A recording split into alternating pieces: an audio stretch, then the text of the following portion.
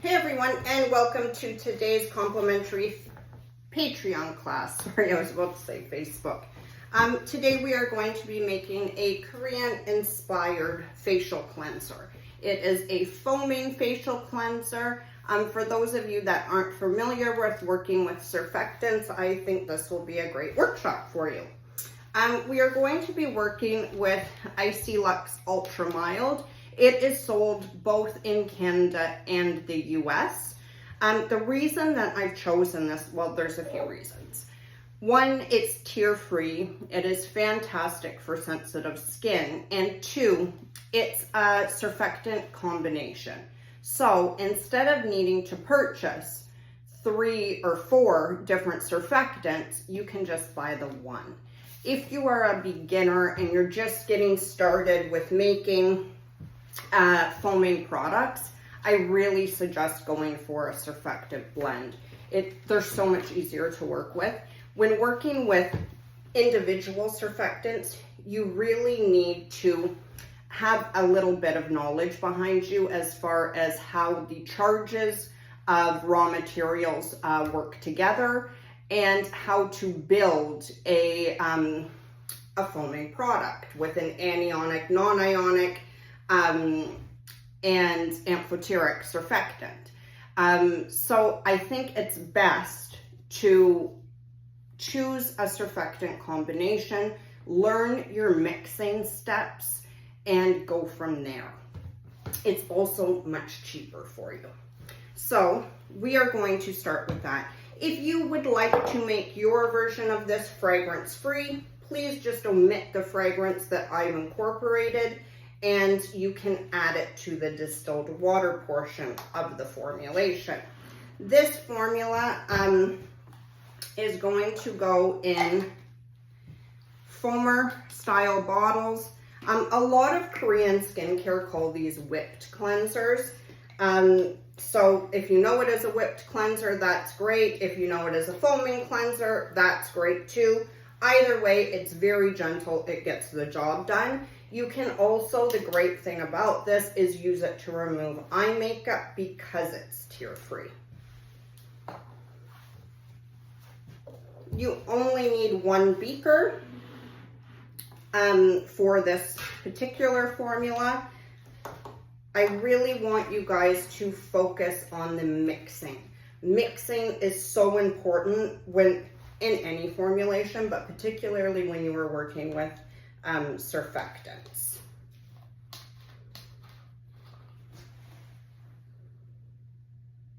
So you are going to start by pouring your surfactant blend into either a glass or a plastic beaker.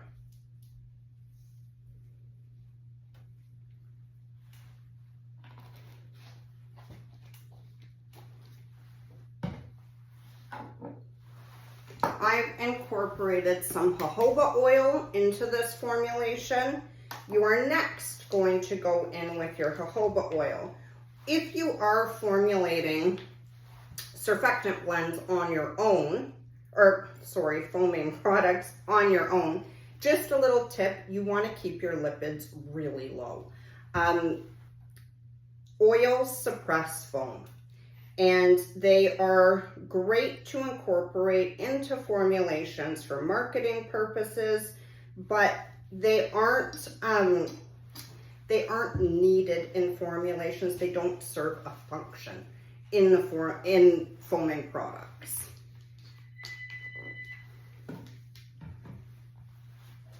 And then I've chosen honey fragrance. Again, if you want to omit it, you can. The choice is up to you.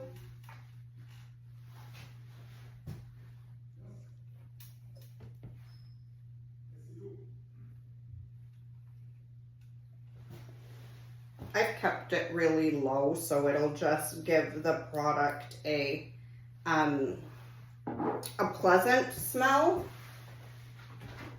but it won't be overpowering or cause irritation in most skin. And then just a little bit of vitamin E.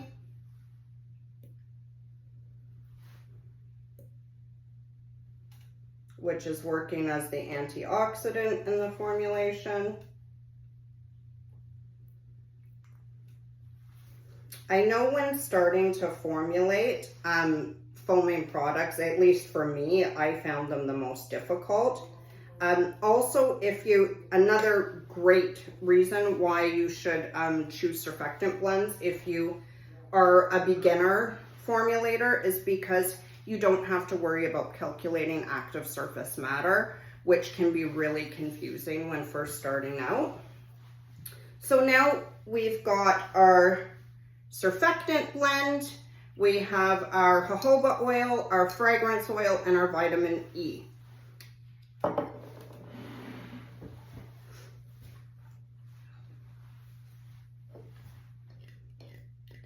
We are going to stir this really well.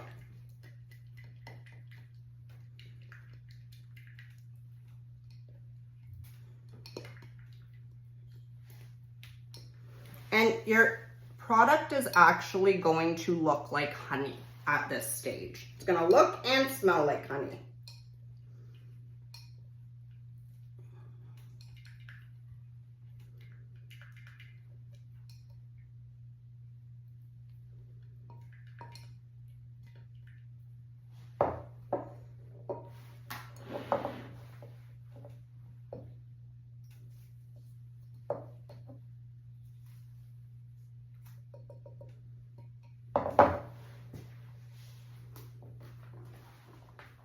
Now you could use a second beaker here, or if you just want one dish to wash, I'm going to teach you a trick as to how to do that.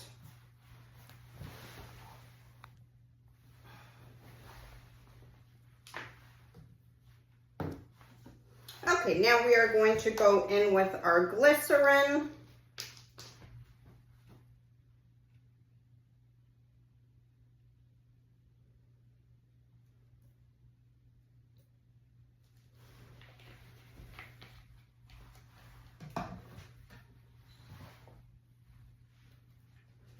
And we're going to stir that in.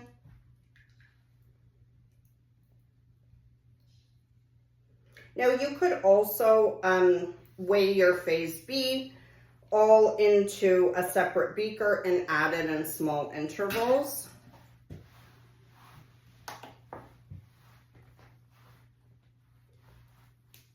And now I've chosen honey, green tea, and some calendula extract. Please make sure that you are working with water-soluble extracts.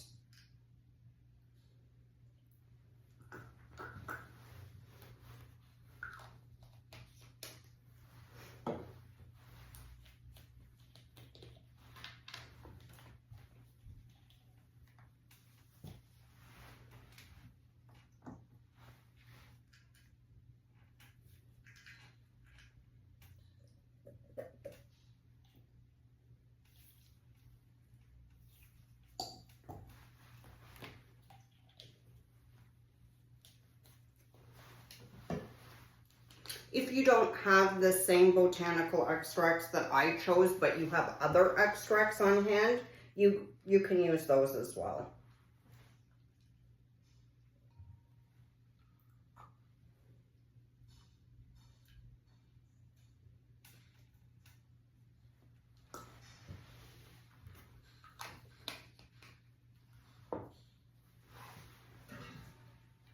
And same thing, you're just going to stir really well until everything is solubilized in there.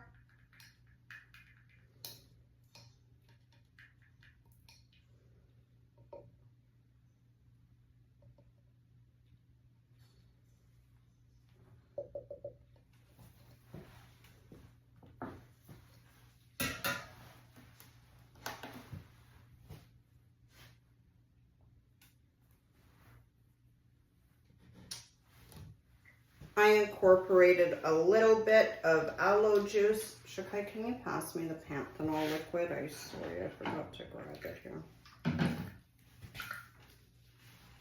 Now, I am not wearing gloves simply for the demonstration. If you've taken some of my other classes, you know that I really don't like gloves. And they're not needed for research and development. They are needed if you, of course, are manufacturing product, and obviously I would have them on and a hairnet if I was manufacturing product for the public. These, I'm making some travel size face washes for the summer. We have a few places to go, and then I incorporated liquid panthenol.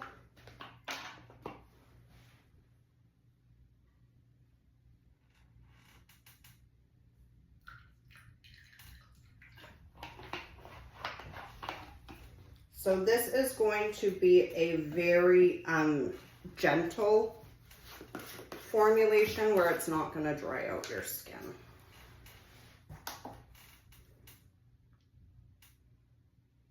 And I incorporated a chelating agent where in this case it's disodium EDTA.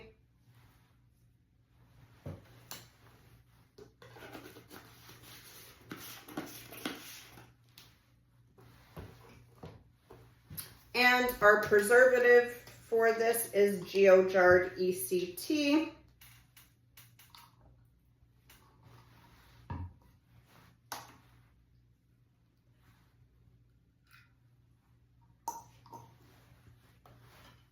If you are a beginner, I really like this preservative. It has never done me wrong.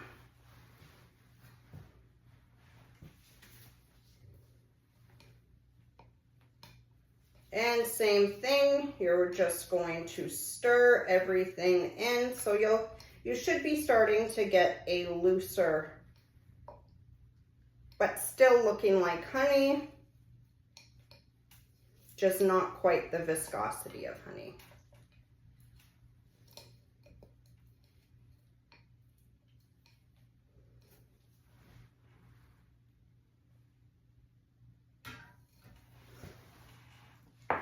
And now comes our water.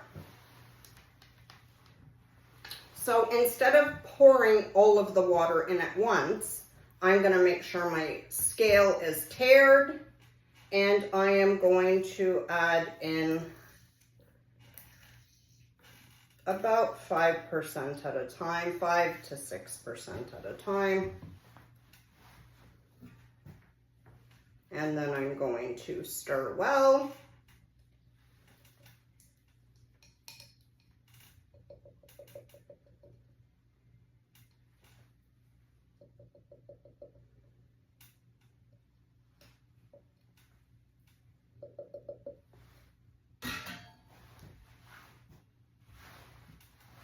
And then don't tear your scale, because remember, you want to make sure that you're incorporating the full amount of water, just in little intervals.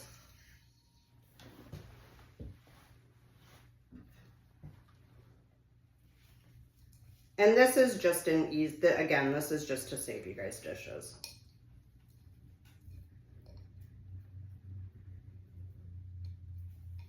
I try to share little tips and tricks that I've figured out over the years.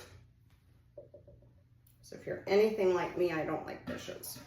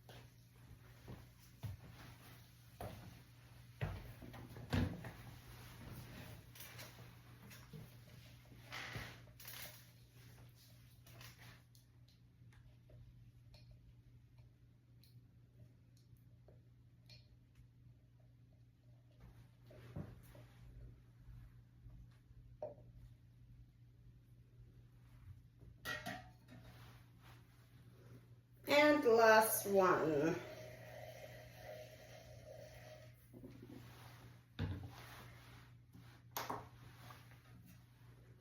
And then we just stir. Now, if you are upscaling a batch of this is the thing with surfactants. I'm making a small batch, so it's a lot more forgiving. If you are upscaling, I really suggest having an overhead stir. Surfactants are very sensitive to being mixed, and it's really hard as you upscale to mix properly without having one. You will have very tired arms. You can rarely get right down to the bottom of the beaker and really make sure that everything is mixed in properly. So I am writing out on the formula card 2 separate sets of instructions. One, if you are doing smaller batches, the thing that is really nice with the foamer bottles, a little goes a long way. So you could make, doing this, you could, do like 500 to 1,000 grams. Mixing on your own, you would be fine. However, if you're upscaling beyond that, I do suggest separating the phases and putting one over and putting phase A under an overhead stir and incorporating phase B in small intervals like we did on here. You would just be adding it while phase A was under your overhead stir. Now, the more you stir, the more your product will foam. That is because when you are, when you use your spatula and you start to add some speed to it, you are incorporating air into the product. Air is what creates those wonderful bubbles. But they will, of course, subside, and you will have a nice honey-like looking face wash. Now, if you wanted to focus more on the green tea aspect for your marketing, you could incorporate some water-soluble green colorant. It's entirely up to you. If you want to focus more on the honey aspect of the formulation, then of course I would leave it as is. Now, check and adjust pH. I'm going to use pH strips just because I know that's what most of you will have on hand.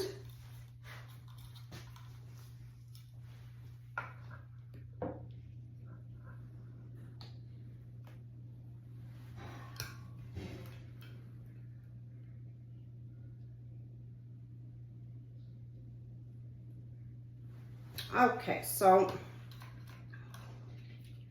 we can raise the pH just a little bit. It's a mouthful, so I'm not even gonna try to butcher the name of it. If you do not have this, you of course can use a sodium hydroxide solution.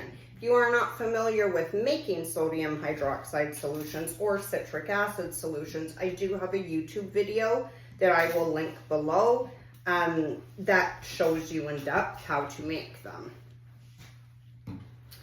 Can you pass me some more pipettes, please? Just one.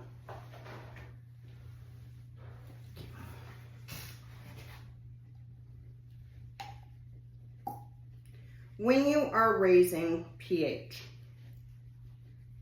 a little goes a long way. A few drops do make a difference. You do not need to add much. I like this because it's pre-made. It's one less thing for me to have to do.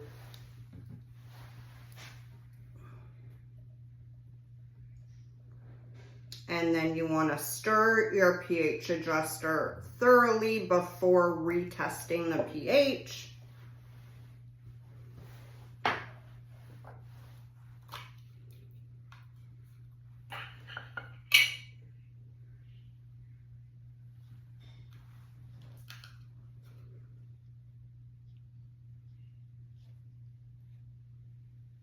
There we go, that looks good.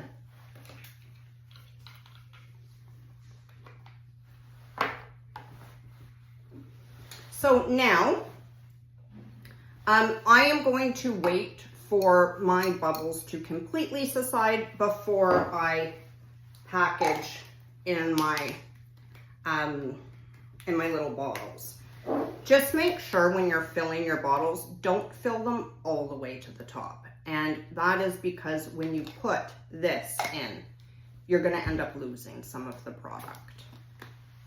I will record filling these for you guys. I'm just gonna let it subside before I do that.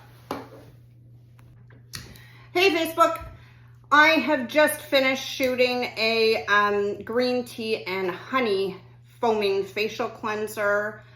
Fantastic for sensitive skin for you guys. I will be uploading it on Patreon on Thursday for you guys. I just wanted to kind of show you. It is Korean inspired. It does smell like honey. It's tear-free and very gentle on the skin. You do not have to worry about your skin feeling dry after using this.